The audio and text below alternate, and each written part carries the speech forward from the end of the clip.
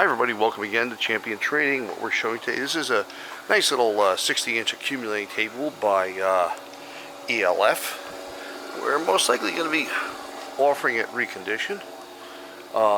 Needs a new potentiometer for its DC controller. It is variable speed, of course. Operating at 120 volt. Has a Baldor gearhead motor in there, about a half horse inside the cabinet. And you'll see the it's a short low profile. Right now it's about 29.5 inches floor height as you see it.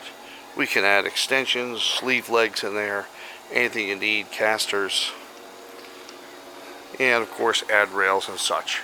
Has a single perimeter rail, as you can see, with value guide adjustable rail mounts. We can add and subtract them as needed. We do hope you'll visit our website at www.champtrading.com if you're not already there. We have everything in process and packaging equipment, so we do hope you'll visit our site.